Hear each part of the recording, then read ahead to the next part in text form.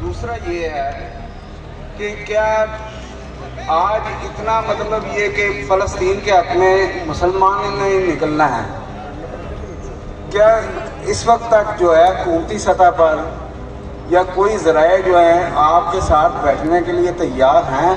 हमारे ज़राए का कहना है कि मौलाना फजलुर रहमान साहब आपसे रब्ता। बहुत शुक्रिया। मैं आपको बताता हूँ। पहली बात यह है कि इजाज़तनामा मौजूद है, हम मीडिया पर आपके सामने पेश कर देते हैं। और दूसरी बात यह है कि हमें कल ये रब्ता किया गया कि मुज़ाकरात हम आपसे बात करने के लिए तैयार हैं, लेकिन शर्त यह है कि आप अपने मार्च को रोकें।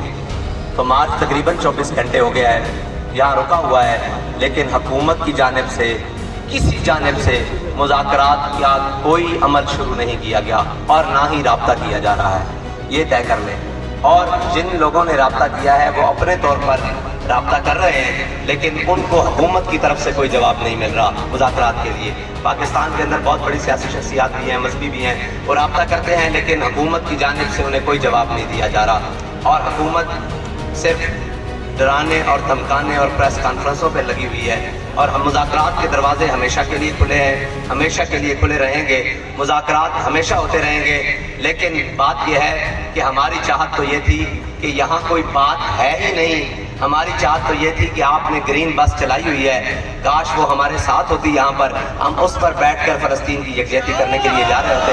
लेकिन अफसोस ये है कि आपने ग्रीन बस की बजाय हमारे इन टूटे हुए और जनाब इन सादा सवारियों को भी लाल और खून रंग से भर दिया।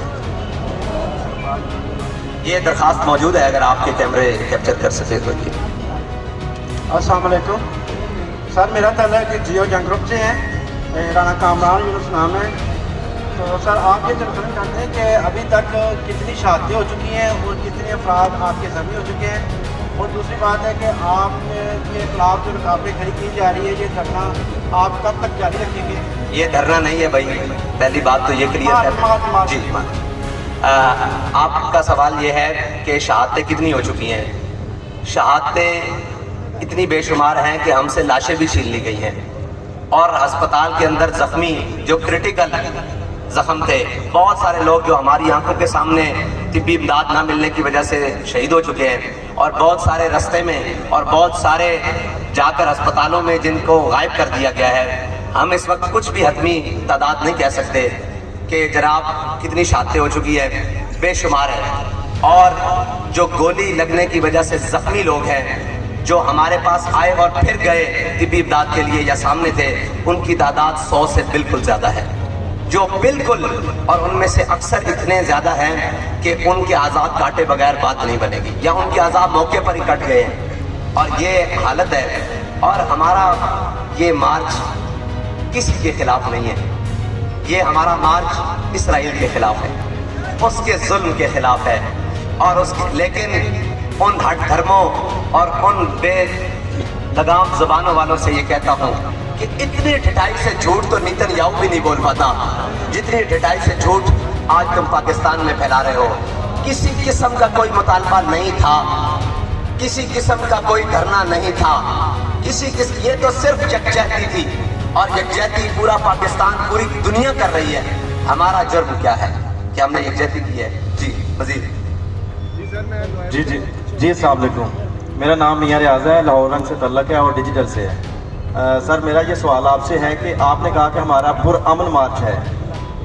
अगर आपका जो मार्च है वो पुरअमन है और गवर्नमेंट भी यही कह रही है, तो जो सरकारी अमला का नुकसान हुआ है, उन्होंने भी कौमी खजाने का बेदरेक इस्तेमाल किया और नुकसान किया। नुकसान मुल्क पाकिस्तान का और आवाम का हुआ।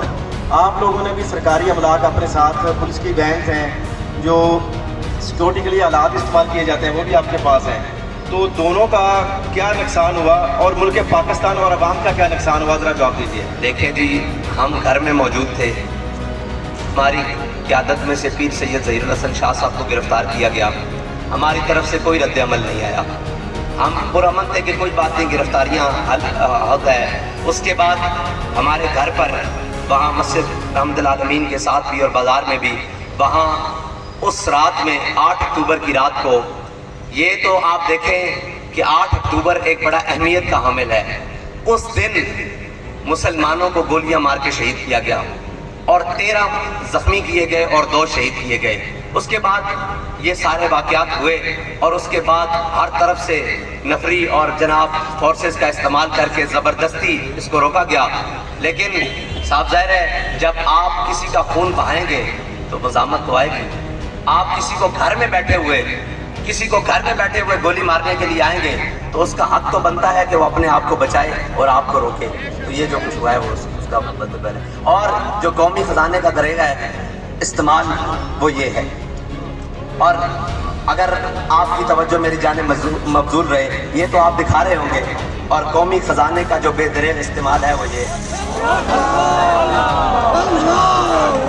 قومی خزانے کا دریغ. افسوس اس بات کا ہے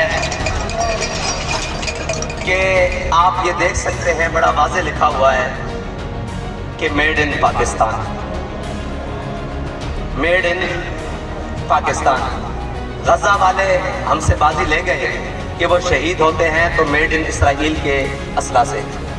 ہم زخمی شہید مضروب شدید زخمی ہو رہے ہیں تو وہ میڈ ان پاکستان سے. ہم بھی میڈ ان پاکستان, ہمیں مارنے والے بھی میڈ ان پاکستان. جس اسلحہ سے مارا جا رہا ہے وہ میڈ ان پاکستان. تو آخر کون لوگ ہو تم, گولی کیوں چلا رہے ہو؟ سجاد شیرازی ہے اور میں پبلک نیوز چینل سے ہوں. میرا سوال یہ ہے, کہا یہ جا رہا ہے کہ اگر آپ حقیقی طور پر فلسطین کے ساتھ یکجہتی کے لیے مارچ کر رہے ہیں تو اس کے لیے اسلام آباد کا بات جو ہے وہ کیوں منتخب کیا گیا؟ لاہور میں کیا یہ نہیں کیا جا سکتا؟ جی بہت اچھی بات ہے. ہم یہ کہتے ہیں کہ اسلام آباد میں مارچ کیوں نہیں ہو سکتا؟ اگر آسٹریلیا کے دارالحکومت میں ہو سکتا ہے, سوئٹزرلینڈ کے دارالحکومت میں ہو سکتا ہے, ہمارے شناختی کارڈ پر کیا دہلی کا پتہ لکھا ہوا ہے؟ ہمارا شناختی کارڈ بھی پاکستانی ہے اور اس کا مرکزی دفتر بھی اسلام آباد میں ہے اور پاکستان کا دارالحکومت اسلام آباد ہے. وہاں احتجاج کرنے میں کیا قباحت ہے؟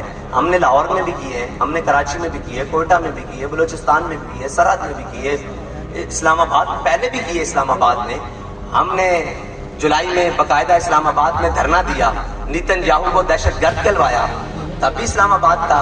اور آج یکجہتی کے لیے جا رہے ہیں تب بھی اسلام آباد. تو اسلام آباد میں ایسی کون سی قباحت آ گئی ہے کہ جہاں ایسی کون سی قباحت ہے کہ اسلام آباد میں فلسطین کے ساتھ یکجہتی نہیں ہو سکتی؟ جی سر السلام علیکم, میں کرامت بٹی ہوں نوائے وقت سے. میرے 2 سوال ہیں. پہلا سوال یہ ہے کہ مفتی منیب الرحمان صاحب اور اہل سنت کے دیگر علماء نے آپ سے گزارش کی تھی کہ مارچ کو ختم کیا جائے اور انہیں حکومت سے بھی کچھ بات کی, تو اس حوالے سے آپ کا رسپانس کیا ہے؟ دوسری بات یہ ہے کہ افغانستان کی طرف سے جو پاکستان کے کچھ علاقوں میں جارحیت ہوئی ہے, تو اس حوالے سے آپ کا کیا اس میں آپ اس حوالے سے کیا کہتے ہیں, اس کو کس نظر سے دیکھتے ہیں؟ اور آخری یہ ہے کہ ہمیں یہ پتہ چلا مفتی صاحب کی بات کا ہم نے خیر مقدم کیا. اور کسی بھی چیز کو ختم کرنے کا بھی کوئی طریقہ ہوتا ہے اور شروع کرنے کا بھی کوئی طریقہ ہوتا ہے. حکومت نے کسی طریقہ کو نہیں اپنایا تو یہ الزام بھی حکومت کے سر آتا ہے. ہم نے جس نے بھی ہمیں کوئی مشورہ دیا ہم نے اس کا خیر مقدم کیا, اس سے بات چیت بڑھائی, لیکن دوسری جانب سے وہاں سے بالکل ایسی بات آئی جو ناقابل قبول ہے, یا ایسی بات ہی میرے خیال سے ان سے نہیں کی گئی کہ وہ دوبارہ رابطہ کرتے. دوسری بات یہ آپ نے کہا پاکستان کے اوپر جارحیت, وہ افغانستان کی طرف سے پاکستان کے اوپر کہیں سے بھی جارحیت ہو اس کے خلاف سب سے مضبوط آواز اور سب سے مضبوط عملی اقدام تحریک لبیک پاکستان کے ہے. اس کا ثبوت میں دیتا ہوں. یہ مارچ پہلے بھی ہونا تھا, پاکستان کے اوپر جارحیت ہوئی اور جناب پہلا حملہ بہاولپور میں ہوا انڈیا کی جانب سے. اس کے تناظر میں تحریک لبیک نے یہ اپنا مارچ مؤخر کر دیا کہ پہلے پاکستان سے سارے معاملات. اور جب پہلے پاکستان کی بات کی تو صرف زبانی کلامی نہیں کی. جب بارڈر پر فورسز گئی, ہمارے نوجوان آرمی کے پہنچے, رینجرز کے نوجوان پہنچے, ہماری فورسز جب پہنچی تو ان کے ساتھ اظہار یکجہتی کرنے کے لیے بارڈروں تک کون گیا ہے یہ آپ ان سے پوچھیں. آپ آپ ہمیں اسلام آباد میں فلسطین سے یکجہتی میں روکتے ہیں، وجہ تو بتائیں۔ ہم تو وہ ہیں جو آپ کے ساتھ بارڈروں پر وہاں اظہار یکجہتی کرنے کے لیے آئے، اور ہم وہاں جو ہماری بساط میں تھا، کھانا پانی پٹیاں سب کچھ لے کر گئے، اور ہم نے کہا کہ اگر آپ کی کوئی شیلڈ گر جائے تو یہ یاد رکھیے گا ہمارے بچے لے جائیں، ان کو آگے رکھ لینا، آپ تک کوئی چیز نہ پہنچے۔ اللہ تعالیٰ آپ کو ہمیشہ قائم اور دائم